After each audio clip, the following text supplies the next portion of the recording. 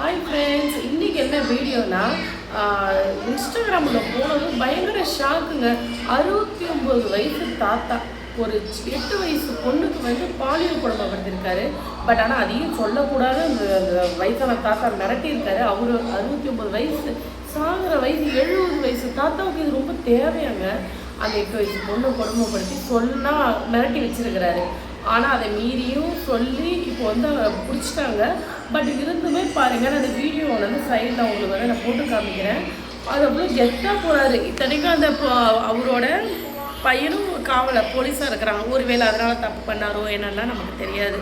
ஆனால் இவ்வளோ கேவலமாக நடந்துக்குங்க. நான் பஸ்லேயே மோஸ்ட்லி பார்த்துருக்கேன். போகும்போது வயசானவர் தாங்க, அவங்க தாத்தா தானே பக்கத்தில் உட்காந்துக்கோ அப்படிங்கிறாங்க. யாரை வேணால் நம்பிடலாங்க. ஆனால் அந்த வயசானவங்கள மட்டுமே நம்பவே முடியாது. அவங்க ஏன்னா எல்லாரோட பெரிய பொறுக்கியே அவங்க தாங்க. நானுமே சென்னையில் வேலைக்கு போகிறப்போ நிறைய இந்த மாதிரி சம்பவம் பார்த்துருக்கேன். ஆனால் 8 வயசு பொண்ணு எப்படி கொஞ்சமாக பேத்தி வயசு உள்ள ஒரு பொண்ணு யோசிக்க மாட்டாங்களா? இவ்வளோ கேவலமாக நடந்துப்பாங்க. நீங்களே இந்த வீடியோ பாருங்களேன். மயிலாடுதுறை மாவட்டம் குத்தாலம் தாலுகா சிற்றிறப்பு கிராமத்தை சேர்ந்தவர் ராமச்சந்திரன். கிராம உதவியாளராக இருந்து ஓய்வு பெற்ற 69 வயதான ராமச்சந்திரனின் மகன் காவலராக பணியில் உள்ளார். இந்நிலையில் ராமச்சந்திரன் சாலையில் விளையாடிக் கொண்டிருந்த 8 வயது சிறுமியை அப்பகுதியில் உள்ள யாரும் இல்லாத பகுதிக்கு அழைத்துச் சென்று பாலியல் தொந்தரவு அளித்துள்ளார். இது குறித்து யாரிடமும் சொல்லக்கூடாது என்று சிறுமியை எச்சரித்தும் அனுப்பியுள்ளார். பயந்து போன சிறுமி சம்பவம் குறித்து பெற்றோரிடம் கூற, பெற்றோர் மயிலாடுதுறை அனைத்து மகளிர் காவல் நிலையத்தில் புகார் அளித்துள்ளனர்.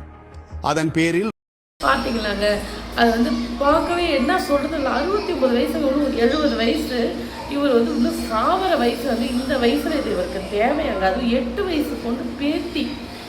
அது மனசாச்சு. அது பக்கத்தில் போய் தொடர்றதுக்கு முன்னாடி அந்த இடம் போட தோணாது. அவருக்கும் ஒரு பேத்தி இருந்திருக்கும் இல்லைங்க. ஆனால் தயவு செய்து பேரண்ட்ஸுக்கு ஒரு ஹம்பிள் ரிக்வஸ்ட் நான் சொல்கிறேன்.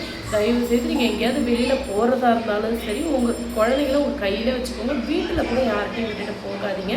ஸோ அடுத்தது பிள்ளைங்கள்ட்ட பேட் டச் எது குட் டச் எது தயவுசெய்து சொல்லி வளங்க. யாராவது தொட்டால் கூட வீட்டில் அம்மாக்கிட்டே அப்பாக்கிட்டே சொல்லிவிடுமா, பயப்படாத, எதாஇருந்தாலும் பார்த்துக்கலான்னு சொல்லி வளங்க. அப்போ தாங்க பிள்ளைங்க பயப்பட மாட்டாங்க.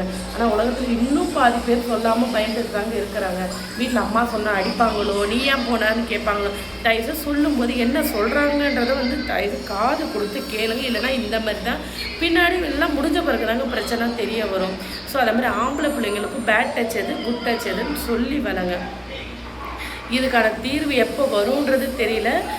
சிஎம் சார், நீங்கள் இந்த வீடியோ பார்த்தீங்கன்னா தயவுசெய்து ஒரு பொண்ணை தொடணும்னு நினச்சாலே அவங்களுக்கு ஆயுள் தண்டனை கொடுங்க.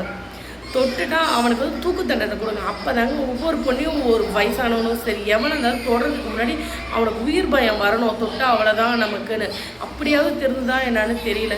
கடுமையான தண்டனை கொடுத்தா கண்டிப்பாக இந்த பாலியல் பிரச்சனை நல்லா குறைய வாய்ப்பு இருக்குன்னு நினைக்கிறேன்.